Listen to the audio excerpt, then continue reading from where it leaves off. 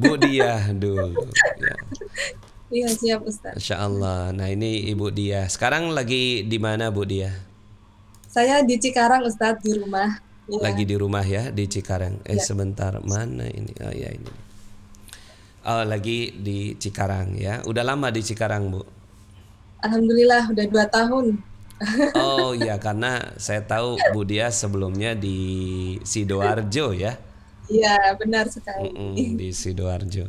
Saya pertama kali kenal Bu Diah ini pada saat umroh ya. Jadi saat umroh itu eh Bu Diah sebagai jamaah saya. Betul ya Bu Diah ya? Iya Ustadz, tahun 2012. Tahun 2012. Oh, saya tahunnya yang udah Iya, nggak inget ya. Tapi setelah itu alhamdulillah Bu Diah ternyata nyambung lagi dengan saya dengan ilmu magnet rezeki makna ya. terus.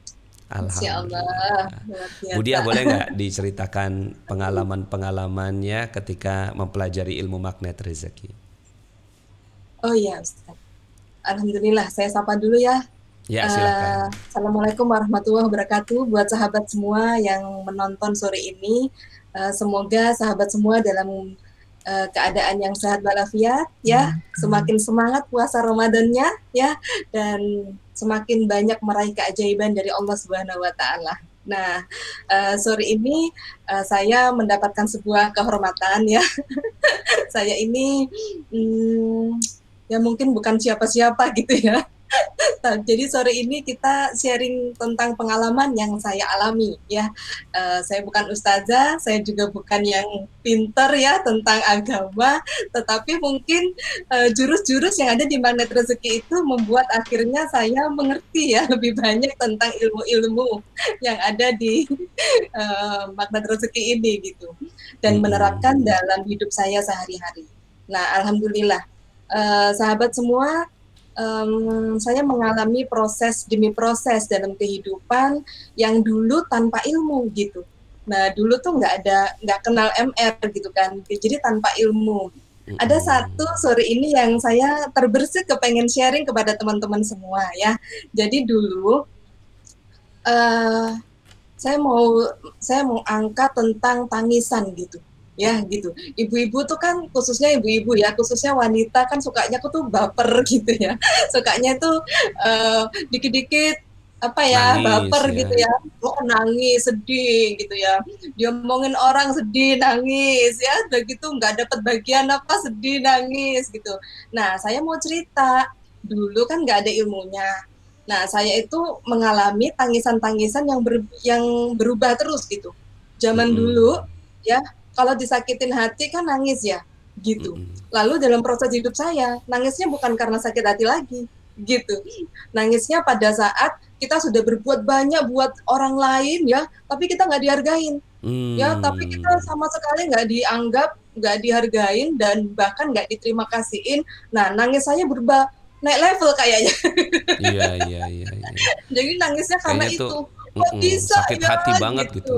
Kayak Oh, udah oh, saya kok udah bisa berbuat ya? baik gitu ya kepada dia Iya, udah tak kasih apapun gitu iya kan. gitu. Kok dia nggak tahu terima kasih sih? Iya, udah gitu Ustadz, nangisnya kayaknya naik gitu ya. Jadi Mm-mm. akhirnya pada saat udah berbuat sesuatu ya, lalu nggak dihargain, nggak apa-apa, nangisnya berubah gitu loh. Mm-mm. Kalau sebut nama Allah, tuh nangisnya saya luar biasa. Allah Jadi disebut nama Allah. jadi Jadi berubah ya. pada saat dulu, iya, nah saya mau cerita hikmah di balik tangisan tuh ya, Mm-mm. supaya Hikmah di balik para wanita tangisan. khususnya nih bisa bisa mengukur gitu ya, alat sebagai alat ukur gitu ya. Jadi Mm-mm. positive thinkingnya yang akhirnya menjadi positive feeling dalam hidup saya itu gini. Dulu pada saat disakitin hati, maksudnya dikatain nangis, digosipin nangis, digibahin nangis, sedih, baper ya. Mm-mm. Nah itu karena hati saya nggak luas, sahabat semua, ya Iya, kan? iya, Karena iya, hati iya. kita nggak luas gitu. Hati kita masih mikirnya ego, nafsu, ya, nafsu pengen diberi, nafsu pengen diperhatiin, nafsu-nafsu itu gitu. Makanya kalau Mm-mm. dikatain nangis gitu, karena egonya nggak dipenuhin gitu kan. Iya, iya, Udah iya. gitu lanjut lagi nih perjalanan proses saya. nangis karena jasa kita nggak dihargain gitu kan. Iya. Udah memberi banyak hal nggak dihargain, nangis gitu kan.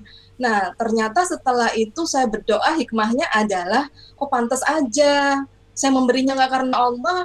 Jadi pada saat saya tidak dihargain, ya saya nangis gitu. Sampai akhirnya saya menyadarin kalau bukan karena Allah, sebaiknya nggak usah ngasih deh gitu. Jadi harus ketemukan di hati, ya Allah, karena Allah. Nah, jadi pada saat tidak dihargai nggak apa-apa. Yang penting niat saya udah sampai di Allah gitu. Nah, yang Iya, terakhir iya, iya. tuh keren sekali. Kalau ya tadi sempat sudah terenyuh hati saya waktu Ustadz menyampaikan Asmaul Husna, ya sudah mulai getar-getar. Jadi pada saat di titik itu ya Allah, akhirnya menyadari hidup saya milikmu ya Allah gitu. Tidak perlu lagi saya punya tujuan dalam hidup ini, cukup Allah kasih tahu dalam hati saya harus bagaimana. Untuk ya udah mencapai titik itu tuh Bu. Melakukan. Kadang-kadang kan kita ketika menyadari bahwa semua yang kita lakukan itu mestinya untuk Allah ya. Nah, tapi prosesnya itu pasti ada proses di mana Bu Diah bisa sampai pada kesimpulan seperti itu. Kalau dalam ilmu magnet rezeki kan ada paradox of candy. Sebelum dapetin permennya pasti ada bungkusnya. Nah, bungkus-bungkus apa sih yang Bu Diah rasakan ya sehingga akhirnya Bu Diah sedikit banyak mendapatkan buah dari pengalaman hidup ini. Iya. Yang jadi, dikecewakan lah, dijatuhkan lah, iya, kehilangan gitu, lah. Ya. Mungkin ada yang bisa diceritain, Bu? Ya, pastinya banyak sekali ya. Salah satu yang saya ceritain misalnya contoh, saya itu udah merasa nih ya, karena banyak belajar ya, banyak ikut training, banyak menuntut ilmu, akhirnya kan merasa diri kita udah baik kan, padahal itu hanya ilmu yang kita dapat gitu. Begitu diuji ya, diuji masih digosipin, masih dikatain, hati ini sakit gitu ya. Nangis. Nah, berarti saya baru tahu ilmu tapi saya belum mengalami baru ilmu tahu itu, ilmu ya. tapi Iya, belum mengalami ilmu itu. Makanya apa ya Ustadz ya, banyak ilmu itu baik, tetapi kita harus berani mengalaminya supaya kita menjadi seperti apa yang disampaikan oleh ilmu itu gitu. Maksudnya Bu, saya masih belum paham nih. Maksudnya gini, saya ambil satu contoh ya. Yeah. Nah, karena saya lihat botol nggak ada, saya ambil satu ini botol gitu ya, ada isinya kan gitu. Nah, kita kan udah mengkaji banyak ilmu nih, ikut kajian, ikut tausiah, ikut istighosa, ikut semuanya gitu kan. Sono bagus diambil, sini bagus diambil gitu kan. Tapi kan kita nggak pernah tahu isinya kita apa gitu. Nah, kalau ibaratnya sebuah botol ini, iya, kalau ibaratnya botol ini ya gitu, untuk mau tahu isinya ini kan harus dipencet cerot gitu kan, baru isinya apa. Nah, pada saat itu saya dapat satu hikmat Ustadz ya. Begitunya saya dapat tumbukan. Oh, dipencet nih ya, dipencet itu sesuatu yang nggak enak ya.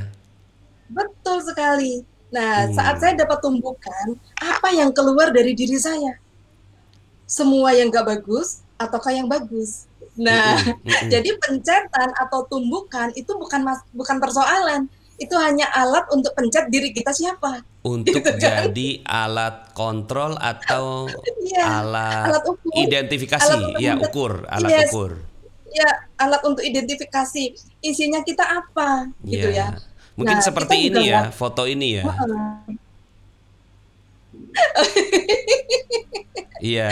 Iya, Ustaz. Jadi ini beliau pernah mengalami bungkus permen kayak gini nih. Ini kejadiannya di tol ya? Di tol, bulan November. November 2020. Oke. Iya. November 2020. Tapi Ibu selamat pada saat itu ya, nggak ada yang gimana semua. Ya. Alhamdulillah. Nah, terus kemudian nah ini yang tadi tuh dipencet gitu ya? Iya. Dipencet botolnya itu. Iya. Nah, pada saat saya mendapat tumbukan itu kan bagaikan dipencet. Nah, yang keluar apa? Yang keluar Responnya apa? seperti itu. Nah, itulah diri kita yang sebenarnya. Makanya sahabat semua saya jadi ngerti. Selama ini saya banyak ikut menambah ilmu, tapi pada saat ujian diri saya nggak seperti yang dikatakan ilmu itu. Waduh, pantas saja. Ya pantas saja itu rezeki nggak pernah datang dalam hidup saya. Karena saya banyak ilmu tapi isinya bukan itu. Gitu. Iya, ikut pengajian, ikut istighosa, ikut macam-macam ya, ikut training. Pas dipencet yang keluar ya bukan yang tadinya niatnya pasta gigi ya, yang keluar malah ya air gitu ya. Betul gitu. Nah, tapi setelah mempelajari ilmu magnet rezeki, isi botolnya sama yang keluar, alhamdulillah sama gitu ya. Gitu. Jadi itu pun latihan ya, latihan. Pada saat tumbukan pertama, nah pada saat belum langsung yang bungkus permen ini, ibu yang keluar apa? Wow keren. Saya yang keluar bukan wow keren, alhamdulillah. Alhamdulillah. Saya alhamdulillah gitu. Dengan bahagia saya Ustadz, alhamdulillah gitu kan, saya lihat teman-teman saya selamat, semakin alhamdulillah. Masya Allah. Nih teman-teman ya, luar biasa ya.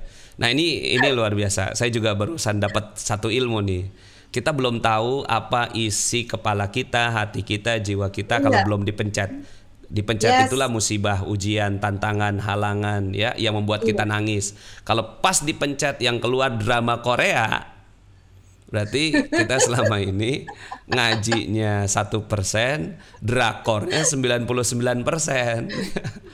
Tapi ketika dipencet ini yang keluar malah alhamdulillah. Jadi pas yang keluar Allah yang keluar, masya Allah. Gitu.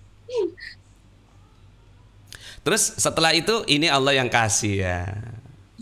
Iya luar biasa gitu. Alhamdulillah. Jadi itu tadi November 2020. Terus permennya itu Februari. Permennya Januari. Januari 2021. Berarti cuma berapa bulan tuh? November, Desember, 2 bulan. Allah. Pencet. Masya Allah. Jadi hikmah di balik tangisan. Sekarang pertanyaannya adalah tangisan teman-teman isinya apa? Kalau masih menangisin yang seperti itu berarti hati kita belum luas, hati kita belum masih sempit sehingga sedikit aja udah sakit gitu. Tapi kalau ruang hati kita luas, dimasukin apa aja itu masih nampung. Coba gitu ulangin Bu. Iya. Ini mesti teman-teman mesti nyatet nih apa? Kalau apa tadi? Kalau hati kita tidak luas, maka dimasukin apapun terasa sakit ya, terasa tidak nyaman. Berarti ini wadah nih. Wadah, hati itu kayak wadah. Hati itu wadah. Kalau dia sempit, dimasukin apa aja? Sakit. Karena sempit. Iya, gitu. Tapi kalau hati kita luas, hatinya luas, dia kayak wadah. Dimasukin apa aja itu nggak apa-apa karena luas. Karena luas, jadi mau dimasukin apa? Mau dimasukin sampah, mau dimasukin benar, nggak apa-apa. Bom ya, mau dimasukin ya cacian, hinaan, makian ya, direndahkan oleh orang, digosipin karena wadahnya udah luas ya. Betul. Allah. Ya, tulis di komen ya. Kita belajarkan supaya pelan-pelan masuk nih, ngerasuk nih, karena ilmunya Budia dalam banget barusan. Ketika hati sempit, apapun yang dimasukkan jadi sakit. Ketika hati lapang, apapun yang dimasukkan jadi senang. Ih, bagus banget. Tulis ya. Kayak pantun. Iya, jadi kayak pantun, jadi kayak Ustadz Muhni kita nih sekarang. Ketika hati sempit, apapun yang dimasukkan jadi sakit. Ketika hati lapang, apapun yang dimasukkan jadi senang. Keren. Iya. Nah, di situ Ustadz, saya baru tahu banyak sekali kan yang kata-kata bijak miliki hati seluas samudra. Saya baru ngerti itu. Oh, baru paham. Hati seluas Jadi samudra. Titanic aja tenggelam, nggak Ha, apa-apa lautnya ya. lautnya nggak apa-apa. Karena udah luas banget. Ya Allah. Iya, gitu. Kayak menggarami lautan ya. Iya, Enggak jadi asin. Begitu juga dengan hatinya orang yang udah lega ya. Mau diapain nggak ada pengaruh. ya. Nah, gitu. Apalagi Bu Dia yang Ada kita nih, bisa ada pelajari. satu sharing lagi yang Dalam banget, saya dalam. saya yakin teman-teman juga eh, mungkin bisa bisa ngambil Hikmah. manfaatnya gitu ya, gitu. Nah, jadi sejak saya kenal ilmu materi rezeki, saya tuh nggak pernah lagi memikirkan banyak hal dalam hidup ini gitu loh. Saya Hmm. bahkan tumbukan itu nggak berhenti ya, gitu. Persoalan hidup itu nggak berhenti loh, gitu kan. Tetapi memang udah nggak berasa buat hidup saya pribadi gitu ya. Nah, Berhenti contoh dulu, hari berhenti ini. dulu. Stop, stop. Ini kajiannya dalam banget nih. Walaupun kita udah belajar ilmu kebaikan, ujian hidup itu nggak akan pernah berhenti. Karena kan Iya, dipencet-pencet terus untuk jadi tes, betul. tes, tes, tes. Apa yang keluar, Mm, tes. Apa yang keluar, tes. iya, Apa yang betul. keluar. Jadi ujian terus akan datang. Tapi setelah kita mempelajari ilmu magnet rezeki jadi nggak berasa itu ya. Gimana Iya, Bu betul. penjelasannya? Karena saya langsung teringat cermin ajaib, Ustadz, gitu. Hmm. Jadi, Mm-mm. apalagi tadi pagi Dokter Fikri begitu itu ya luar biasa banget menurut saya karena materinya itu mengena sekali di hati ya Mm-mm, gitu. mm-mm, mm-mm. Jadi lebih baik dibalas di dunia, jangan sampai di akhirat. Saya nggak mau dibalas di akhirat. Dokter Fikri gitu tuh kena banget, bergetar hati saya tadi. Mm-mm. Iya, daripada dibalas di akhirat, kan Iya, bisa jadi ya kejadian-kejadian yang nggak enak yang terjadi pada diri kita itu kan karena dosa-dosa kita, dan Allah ingin membalas iya, kita di dunia daripada betul. dibalas di Nah, akhirat. nah ini ada kejadian Ustadz gitu. Mm-mm. Saya lanjut ya Ustadz ya. Silakan, silakan. Iya, saya kan selama 2 tahun itu menunggu rumah saya. Jadi rumah Mm-mm. ini kan ternyata inden. Dari Surabaya saya beli itu janjinya 3 bulan, jadi sehingga saya langsung beli. Ternyata inden 2 tahun Ustadz. Iya. Jadi Masya Allah luar biasa, akhirnya saya sewa kan. Nah, Mm-mm. begitunya jadi kami pindah ke sini. Rumah Mm-mm. kami tuh jadi sendiri, seorang diri, yang lain tuh belum gitu. Karena Mm-mm. mungkin delay gitu kan. Nah, udah gitu Ustadz, begitu yang semuanya dibangun, akhirnya rumah saya kan dikepung tempat proyek ya. Tiap hari lewat mobil mixer semen segala macam itu. Jadi Mm. akhirnya tembok pecah semua, retak semua, terus ke kanopi saya kebentur udah pecah. Itu saya nggak berdaya Ustadz, saya sama sekali nggak kepengen komplain. Ya semua tetangga Allah. atau Pak RW itu sampai datang, Ibu bikin surat aja komplain. Saya tuh nggak kepengen komplain. Yang ada di hati saya tuh malah takut. Ya Allah, seberapa banyak saya sudah meretakkan hati orang. Sehingga hari ini Allah. tembok-tembok saya retak itu yang saya pikir pasti banyak sekali orang yang hatinya sudah saya retakkan. Jadinya malah sholat taubat, tidak ada putus-putusnya. Allah. Jadi ya Allah, itu setiap kali lihat tembok itu nggak kepengen komplain, takut hati saya. Malah seberapa banyak orang yang sudah pernah saya retakkan hatinya, karyawan saya, teman saya, bapak saya, aduh udah nggak sanggup lah. Malah nangis saya, malah nggak kepengen malah tapi malah Mm-mm. nangis.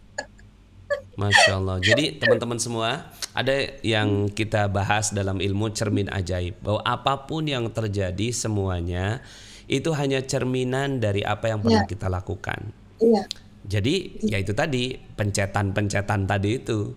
Daripada fokus dengan apa yang terjadi, fokuslah dengan apa yang bisa kita ya iya, jadikan cermin terhadap betul. kejadian tersebut. Jadi nggak usah fokus dengan realitanya. Realitanya tembok retak. Ya, Tapi pelajaran apa yang kita bisa dapatkan? iya. Apa sih yang Allah mau kasih pesan buat kita? Itu lebih saya cari gitu dibandingkan saya mau komplain gitu kan. Mm-mm. Oh, oh gitu. Ternyata ya itu tadi.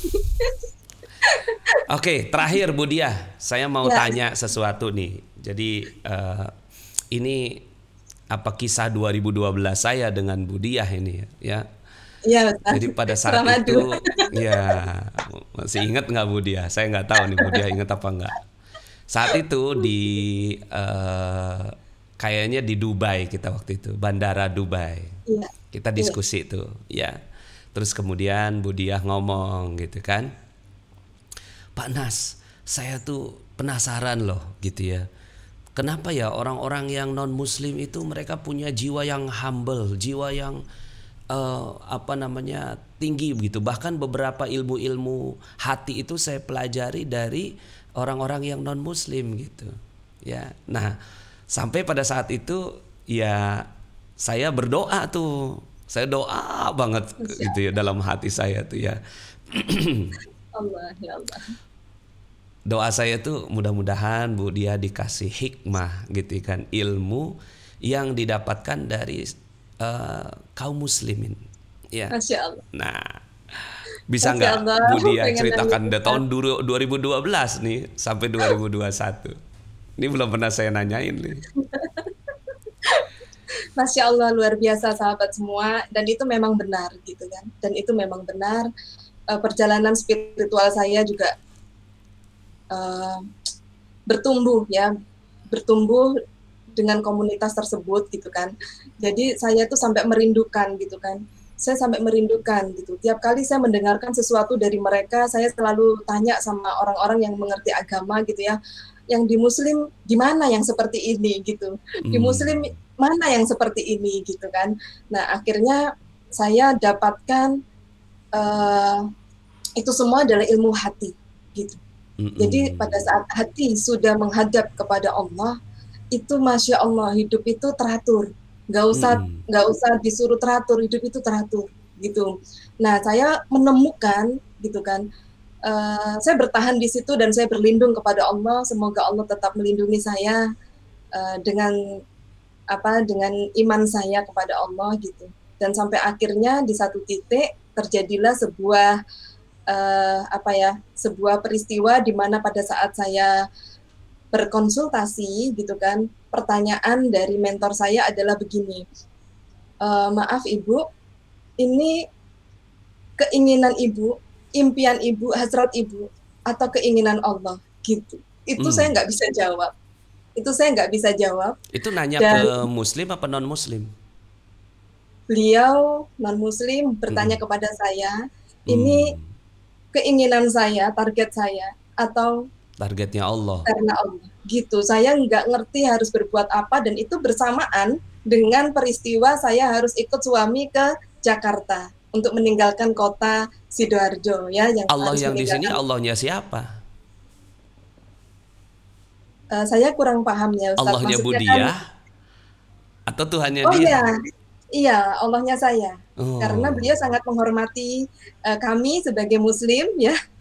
Jadi kita ya sebutnya Allah gitu, beliau menghormatinya, nggak pernah nyinggung masalah itu sama sekali, tapi Allah. justru melalui beliau ya saya terus mencari Allah sampai akhirnya bersamaan dengan pindahnya saya mau ke Jakarta, saya di depan multazam saya berdoa sama Allah, ya Allah tunjukkan kepadaku, ya Allah aku malu mau minta apa sama Allah, saya cuma mau minta satu, tunjukkan kepadaku bagaimana caranya terhubung kepadamu. Kok Tunjukkan sampai bisa tahu kepadaku bagaimana caranya bisa bagaimana cara terhubung bisa kepadamu. terhubung kepadamu. Ya apa caranya? Ini maunya saya atau maunya Allah? Ya apa caranya ya Allah gitu. Terus ya itu Ustadz, hari keduanya saya ini ditampakkan wajahnya Ustadz nasi kepala saya. Allah. Ternyata satu sama terhubung.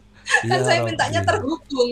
Ternyata magnet rezeki satu sama terhubung. Terus bagaimana caranya akses kepada Allah? Ya garpu tala.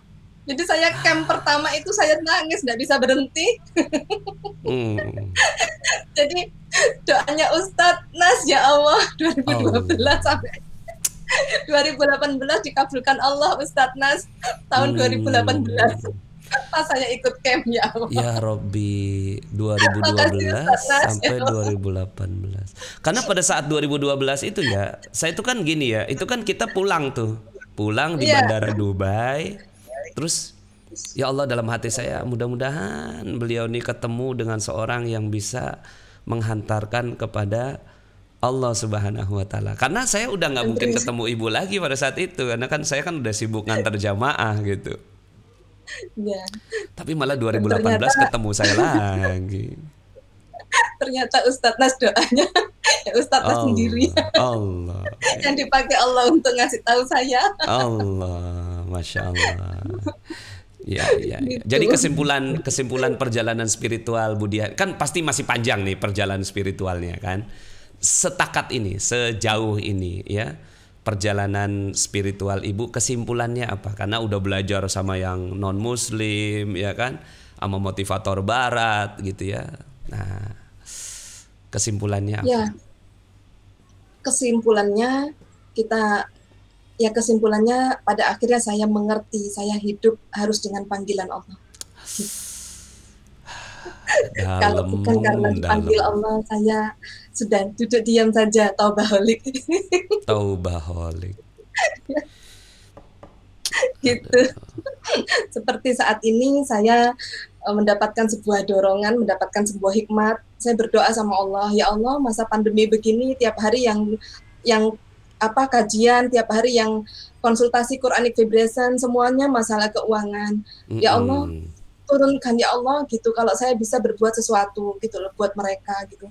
Hidup saya pernah Mm-mm. ditolong, hari ini izinkan ya Allah saya menjadi pipa gitu ya, menjadi jembatan buat mereka untuk membantu mereka. Tapi gimana ya Allah kalau misalnya bisnis semua harus pakai modal. Ya Allah Engkau maha ajaib, turunkan ya Allah, turunkan.